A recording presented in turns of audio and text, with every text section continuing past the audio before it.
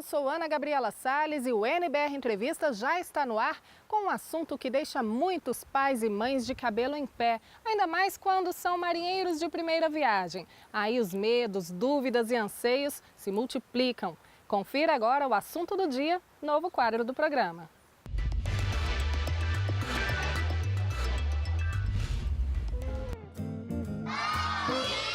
Educação infantil, primeira etapa da educação básica, direito humano e social de todas as crianças até os 6 anos de idade. É aí que se revela um mundo novo não só para os pequenos, mas para toda a família. Afinal, existe uma idade ideal para matricular os filhos? No Brasil, segundo o MEC, mais de 8 milhões de crianças de 0 a 5 anos estão na creche e na pré-escola em período integral ou parcial. A Rebeca é uma delas e você vai ver a experiência de ir à escola pela primeira vez. O medo era grande, porque eu ficava pensando, será que ela vai sofrer ou será que eu vou sofrer? Como passar por essa transição, vencer os medos, lidar com a nova rotina, ser parceiro da escola? Vamos saber como brota esse aprendizado numa conversa direto da Biblioteca da Natureza em Brasília. Não sai daí que o assunto do dia vai dar o que falar. Pois é, o nosso papo de hoje é sobre educação infantil e todas as questões que envolvem essa fase tão importante que é o início da vida escolar da criança. E a nossa convidada é a psicopedagoga Taici Ávila. Muito bem-vinda ao NBR Entrevista, Taici. Obrigada pelo convite. Bom, todo início de ano letivo, especialmente para aqueles pais que vão levar pela primeira vez os filhos para a escola, gera muitas dúvidas, né? Você vai nos ajudar a esclarecer grande parte delas. Em primeiro lugar, como lidar com essa nova realidade? Tem um psicólogo inglês chamado Winnicott, que ele fala que a educação infantil deveria ser mais uma ampliação para cima da família do que uma ampliação da escola fundamental para baixo. Ela não deve imitar o ensino fundamental, mas sim ampliar o mundo da criança, que o primeiro mundo vai ser na família, e a educação infantil vai ser a primeira ampliação desse mundo. Então, um momento que gera ansiedade, que gera expectativa para os pais, mas que para a criança pode ser extremamente prazeroso, porque é um momento de novas descobertas para ela. Pois é, porque o aprendizado a gente sabe bem que começa ali dentro de casa desde que a criança nasce, né? Como você mesma falou. Mas é importante a entrada desse novo universo. Qual o papel da escola também na formação e no desenvolvimento das crianças? A educação infantil ela vai ter o papel de ampliar pela primeira vez esse mundo da criança. Na escola, ela vai ter um contato com crianças de religiões diferentes, todas as cores de pele, todas as origens sociais, todos os tipos de criança. Então, ela vai ampliar o seu mundo. E também ela vai desenvolver muito a sua autonomia, porque ela vai deixar de estar aos cuidados exclusivos da família, que sempre está proporcionando tudo para a criança, para poder se encontrar no mundo de socialização, onde ela vai descobrir novas maneiras de alcançar e conquistar as coisas por ela mesma. Bom, a educação infantil contempla a faixa de 0 a 6 anos de idade. Mas, na sua opinião, existe uma idade mais adequada para a criança entrar de fato na escola? Vai depender da realidade de cada família. A idade de 0 a 3 a gente considera como creche. De 4 a 6 anos já é considerada pré-escola. A creche, até os 3 anos, é muito mais uma necessidade da família para um local onde a criança esteja segura e bem cuidada enquanto a família está trabalhando, do que a criança. Para a criança, até os 3 anos, se ela tiver a oportunidade de estar em casa bem cuidada, é excelente para ela. A criança não fica em prejuízo por não frequentar uma educação infantil no desenvolvimento dela. A partir dos 4 anos já é uma fase de escolarização obrigatória e é necessária a entrada. Então, cada família tem que observar a sua realidade de quais os cuidados que ela pode fornecer para a criança enquanto ela está trabalhando, para pesar se vai ser melhor uma entrada na escola ou não. A gente tem que observar também o temperamento, o comportamento de cada criança, a adaptação da criança quando ela vai entrar na escola.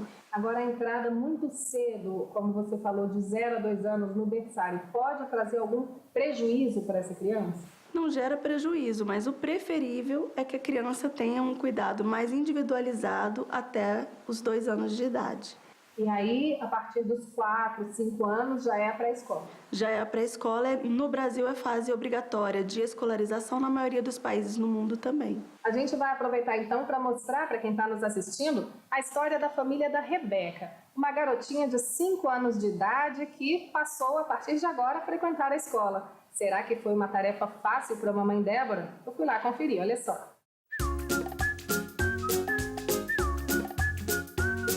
Esse ano, a rotina da Rebeca mudou. As brincadeiras em casa agora dão uma pausa para ir à escola, fazer dever de casa. Aos 5 aninhos, ela se tornou uma estudante.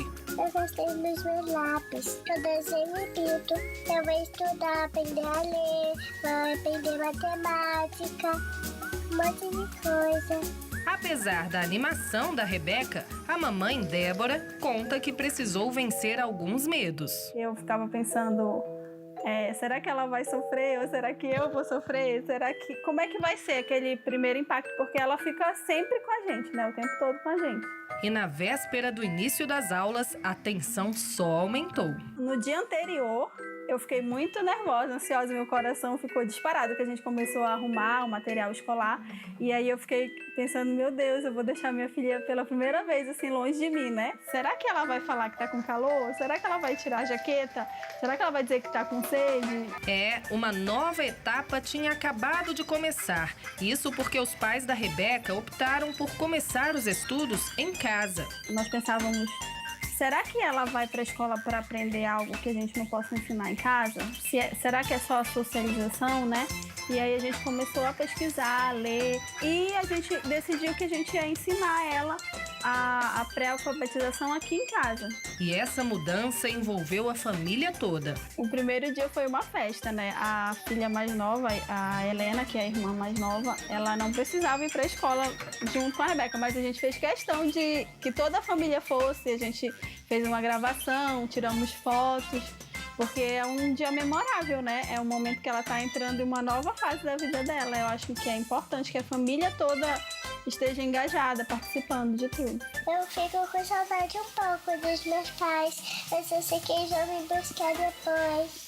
A jornada do conhecimento da Rebeca está só começando, mas o aprendizado é de todos ao redor. Eu vi que ela estava tão feliz que eu esqueci, não fiquei mais nervosa, não fiquei com medo. Não fique preocupado, não se sinta culpado, porque você vai estar dando o seu melhor.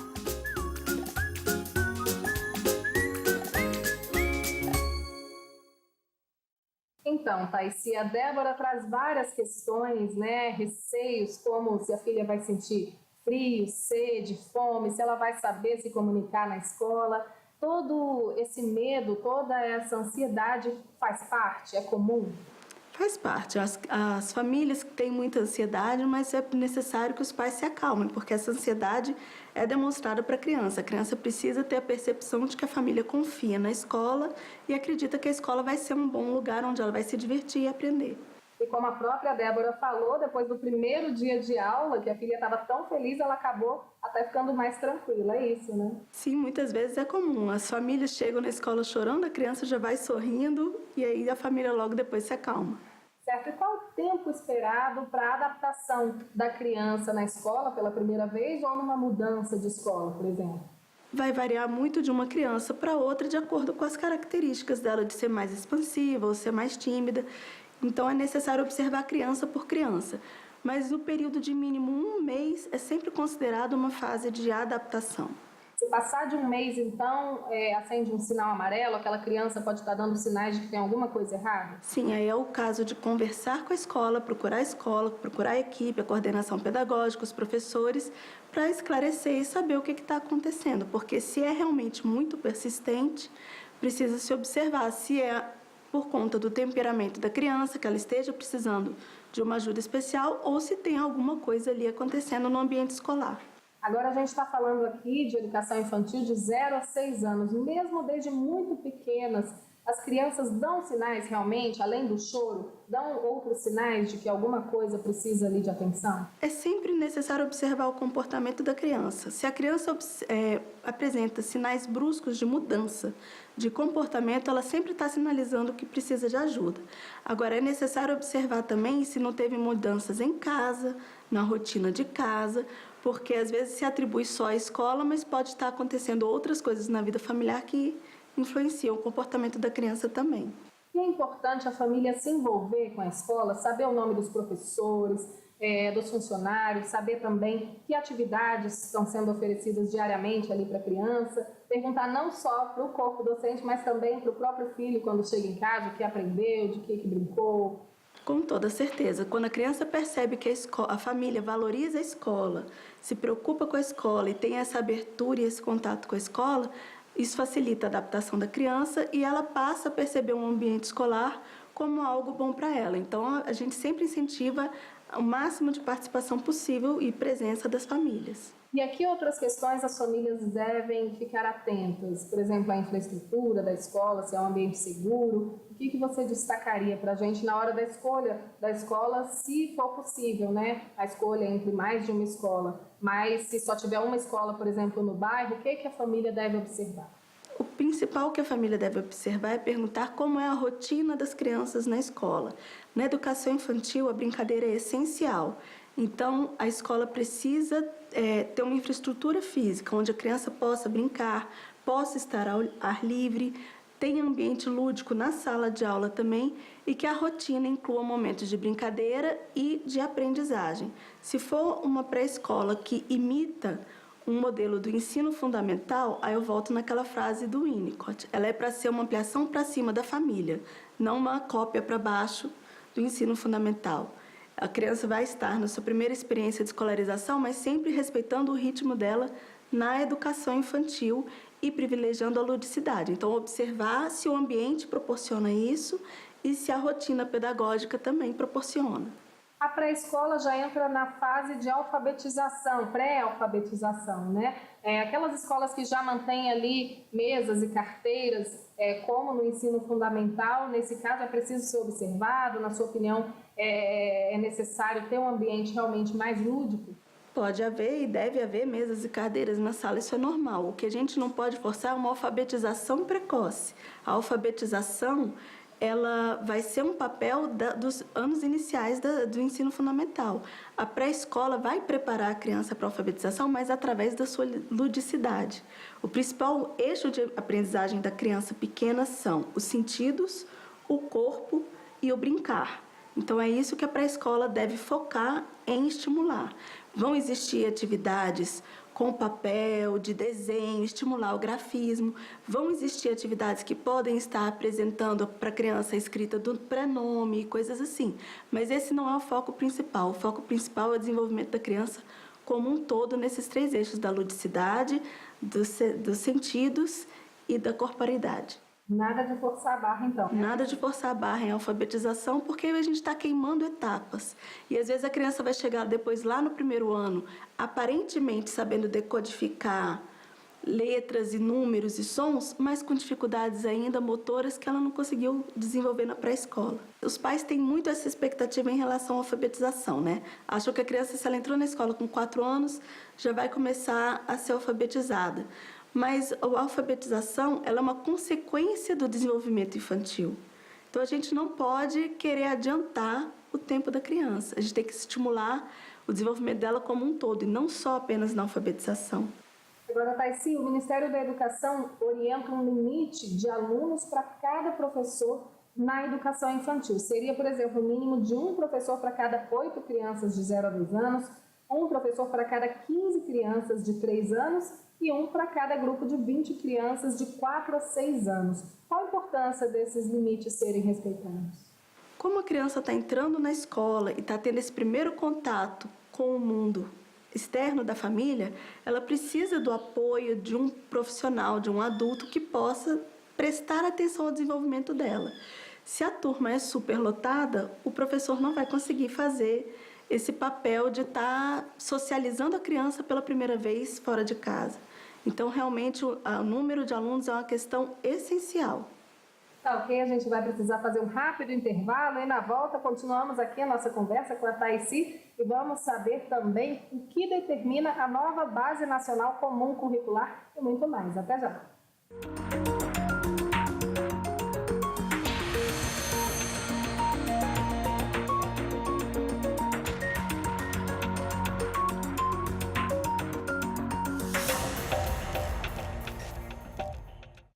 Já estamos de volta com o NBR Entrevista e hoje recebendo aqui a Thaicy Ávila, psicopedagoga, do assunto Educação Infantil. Bom, Thaicy, já está em vigor a nova Base Nacional Comum Curricular, que foi homologada desde o fim de 2017. E eu queria te perguntar o seguinte, essa base é um parâmetro importante para as escolas públicas e particulares de todo o país? Sim, ela é um parâmetro que vai unificar o currículo nacional, mas cada estado também vai definir o seu currículo a partir da base e cada escola também define o seu próprio projeto político-pedagógico a partir do currículo do estado e da Base Nacional Curricular. Bom, e segundo o MEC, cada creche, pré-escola tem a liberdade para construir sua própria proposta pedagógica, contemplando aí a base comum curricular. Aí eu te pergunto, a construção dessa proposta, ela deve envolver, além da escola, outros atores da sociedade? A construção da proposta pedagógica é fundamental e ela é um papel da equipe gestora da escola e da coordenação pedagógica. Cabe à equipe gestora e à coordenação pedagógica envolver toda a comunidade escolar na construção da proposta político-pedagógica. Então, ela vai trabalhar com os docentes, com outros servidores que trabalham na escola e também com os pais de aluno. Então, a gente está falando aí de incluir as famílias. Seria mais as pessoas diretamente ligadas à escola, né? Os servidores, professores e os pais de alunos, para que estejam democraticamente envolvidos no processo de construção da proposta político-pedagógica da escola. Agora, essa proposta pedagógica, como você já dizia no primeiro bloco, ela precisa contemplar obrigatoriamente a brincadeira. Qual a importância da brincadeira na educação infantil? O brincar é essencial na educação infantil porque ele é o principal veículo de aprendizagem para as crianças até os 6 anos de idade. Então, é impossível construir uma proposta pedagógica de educação infantil que não privilegie o brincar. A brincadeira é o principal veículo de aprendizagem das crianças. Agora, existe uma necessidade de estabelecer nas creches e pré-escolas a famosa rotina? É preciso que haja aquela rotina que a criança se adapte melhor diariamente a cumprir? Sim, e isso vai facilitar muito a adaptação da criança na escola, porque quando ela compreende a rotina, ela vai conseguir prever os momentos que vão se sucedendo no espaço escolar e saber o que ela vai fazer em cada um deles. Isso traz um sentimento de segurança muito grande para a criança na fase de adaptação. E a rotina também ela deve proporcionar momentos ricos de aprendizagem para a criança. E é assim que a rotina é a principal organização pedagógica da escola de educação infantil.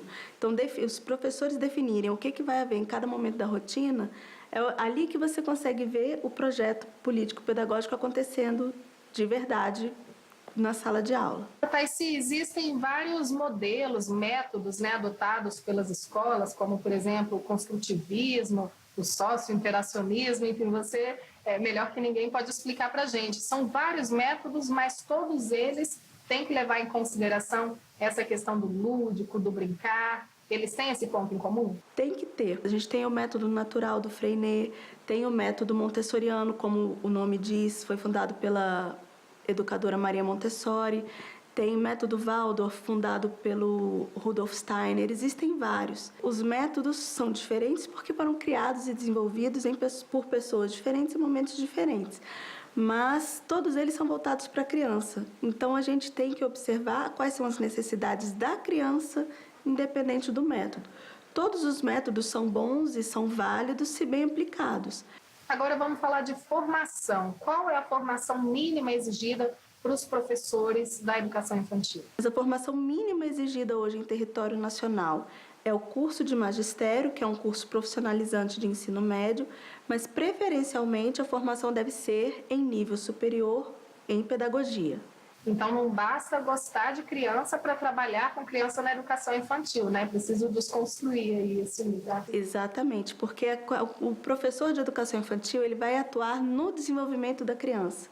Então, ele tem que ser uma pessoa que realmente conheça as fases de desenvolvimento e saiba como atuar, né? Não basta gostar de criança e estar brincando com criança. É um brincar, mas é um brincar dirigido. É um brincar que o professor sabe o que está acontecendo em cada momento e o que a criança está aprendendo com ele. Tem que qualificar essa mão de obra. É necessário qualificação. Agora, é importante distinguir o papel da família e da escola. Muitos especialistas afirmam que a família educa e a escola ensina, complementando a educação vinda de casa. Qual a sua opinião sobre isso? Olha, especialmente na educação infantil, eu acho impossível fazer essa distinção, porque a gente sempre diz que na educação infantil o cuidar e o ensinar são indissociáveis. Se uma criança de 2 anos está na escola e precisa, por exemplo, trocar as fraldas, isso é um cuidar, mas isso também é ensinar. Isso vai ensinar depois, mais tarde, autonomia para ela, que vai ser trabalhado na escola e em casa, dela depois fazer o desfraude. Então é impossível você separar isso. Quando você está ensinando um conteúdo para a criança, você também está cuidando, está lidando de uma maneira amorosa, carinhosa, atenciosa. Então eu vejo como impossível indissociar e não concordo muito com essa postura de que a escola educa e a família ensina ou vice-versa. É impossível dissociar as duas coisas. Não se pode esperar da família que ela faça o papel de escolarização. Assim como a gente não pode esperar da escola que ela vá substituir a família. Volto na frase do Winnicott, ela vai ampliar a família.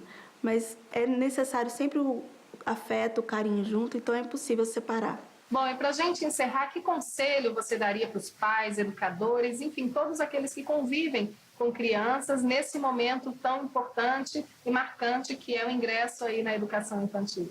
Eu acho que é preciso sensibilidade e olhar sempre a criança. Às vezes tem escolas que fazem regras muito rígidas de que os pais não podem entrar, de que já tem que deixar a criança no portão, se a criança está chorando, deixa chorar. Não é por aí. Isso é um desrespeito à criança.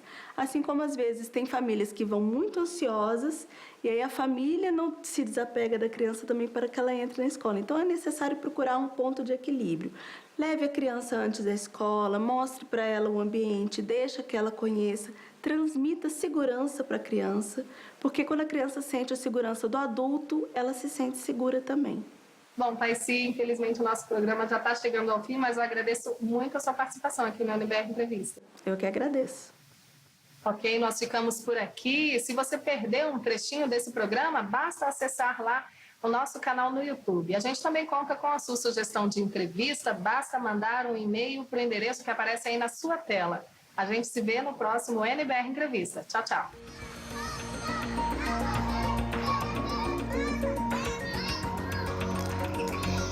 O principal eixo de aprendizagem da criança pequena são os sentidos, o corpo e o brincar. Então é isso que a pré-escola deve focar em estimular. Tem que estar na linha que a família quer, né? Então a gente pesquisou muito para chegar à conclusão de que aquele colégio seria o melhor.